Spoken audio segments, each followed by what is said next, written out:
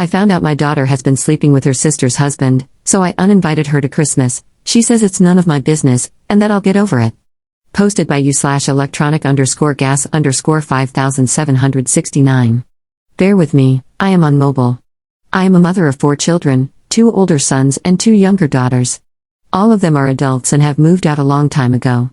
I have always been close with my daughter Sally, while Penny has always liked to have her own space, which I don't mind. They're both beautiful, talented young women that I thought I couldn't be more proud of.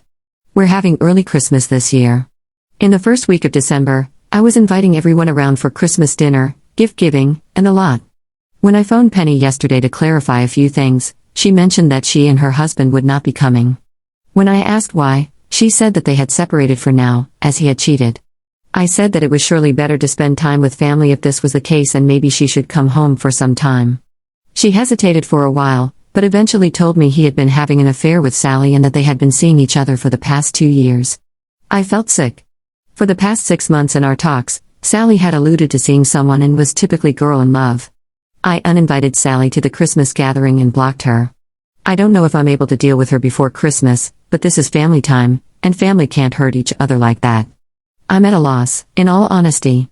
Penny is now coming, which is good because, at this time, she needs the stability of people who love her, in my opinion. The problem is that Sally naturally thinks I'm in the wrong.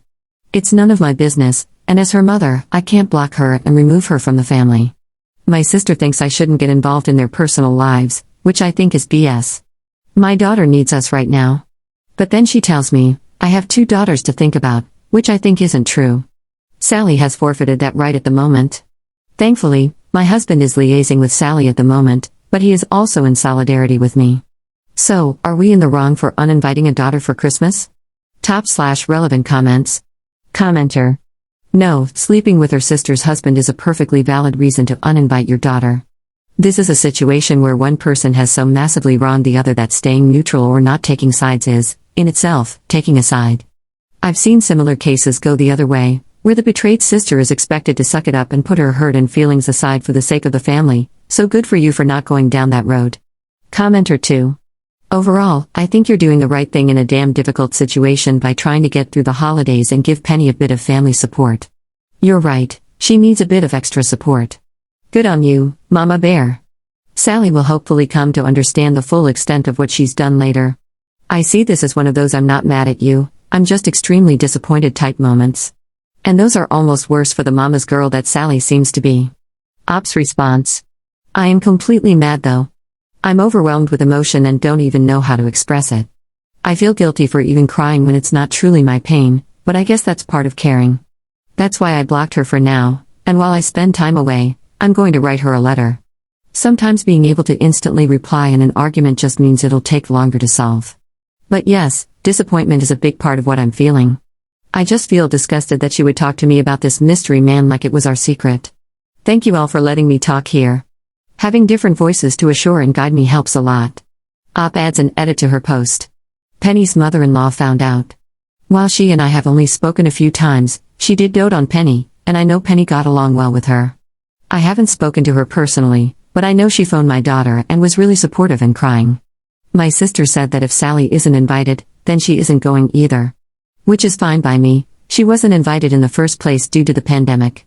Otherwise, I've been working and doing some crochet, so it's been quiet. Update 1 month later. Hello all. My Christmas gathering was yesterday and my son and husband wondered if I would post an update for you all.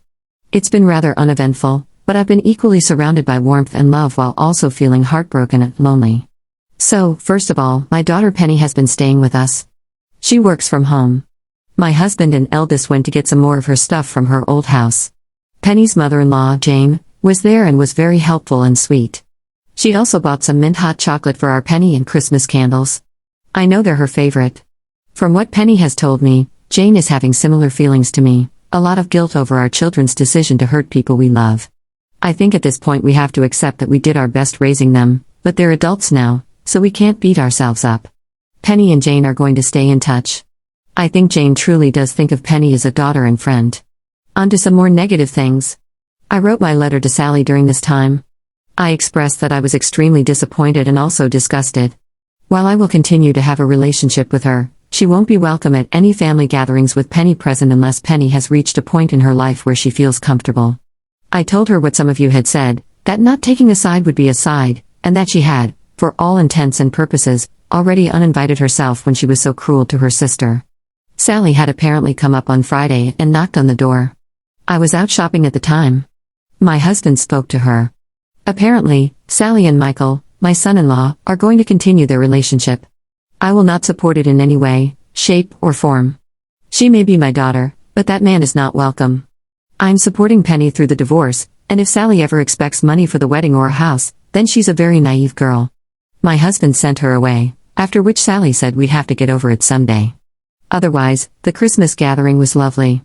It was strange not getting drunk and playing board games due to COVID, but still a pleasant time. My hip hurts from the cooking, but my husband and Penny did the cleaning up, so who's the real winner? I hope you all have a wonderful day. Thank you very much for your kind words when I last spoke to you. Second update 1 year 10 months later. Hello all.